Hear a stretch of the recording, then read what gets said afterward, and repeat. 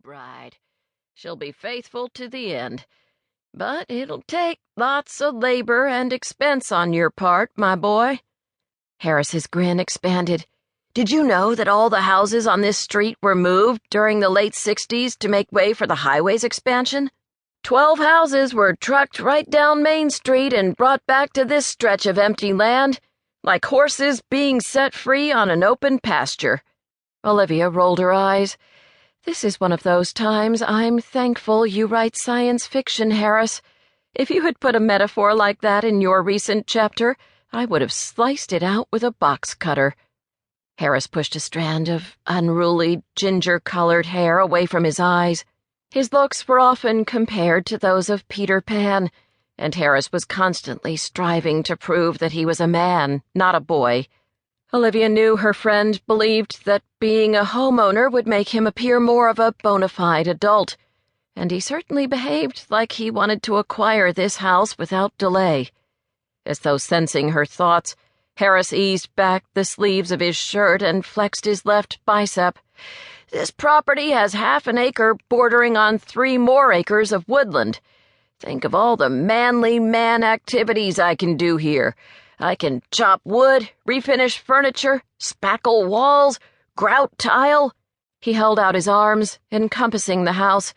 "I'll be like Ty Pennington, a bachelor handyman with mad computer skills to boot. Before you know it, I'll have my own reality show." Clyde shook his head. "Before you start rewiring ceiling fans and installing AC units, we'd better go over my inspection list." The 2 men moved into the house, which Harris's real estate agent had unlocked a few minutes earlier, before retreating to the comfort of her Cadillac. Her daughter, who happened to be 9 months pregnant, had phoned shortly after the realtor had turned the key in the front door. Gesturing for the threesome to enter without her, she'd hurriedly rushed off to take the call in the privacy of her car. Inside the bungalow, Harris listened carefully as Clyde pointed out flaw after flaw, from the presence of mold behind the wallpaper to wood rot on the stair treads. Pulling back a corner of the stained and faded blue carpet running down the stairs and into the living room, Clyde showed Harris a series of water stains and areas of damage permeating the subfloor. From there, the contractor reviewed every item in his report, explaining how to address each problem and offering an estimate as to what it would cost to fix. When they were finished, Olivia joined them on the back patio. Haviland reappeared from a copse of trees and settled on his haunches, his warm, caramel-colored eyes darting from one face to another, his mouth hanging open in a toothy smile. Harris rubbed the black curls on the poodle's neck and then walked over to the brick retaining wall and sat down.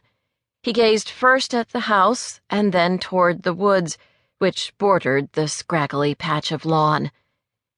Winter's chill had abated for good, and the sun lit the pines, dappling the soft needles on the forest floor with a ruddy light. Squirrels raced up and down the rough bark, and birds twittered from the branches. Olivia sat beside Harris on the wall, relishing the peacefulness of the moment. Her life had had little quiet of late, and this patio of cracked flagstones surrounded by a garden of weeds was an oasis of blissful calm. Clyde's focus remained on the house. He glanced from his notes to the structure and back at Harris.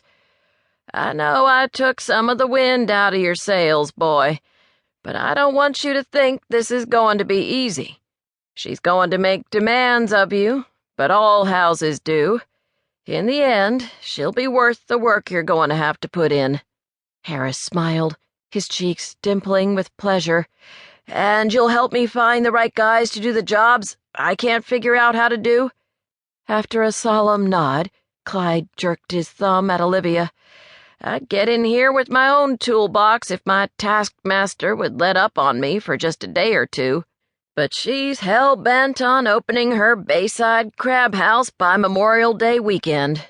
So that's why you've been so interested in real estate lately," Harris said. "You must be scoping out houses for your brother and his family." Half-brother.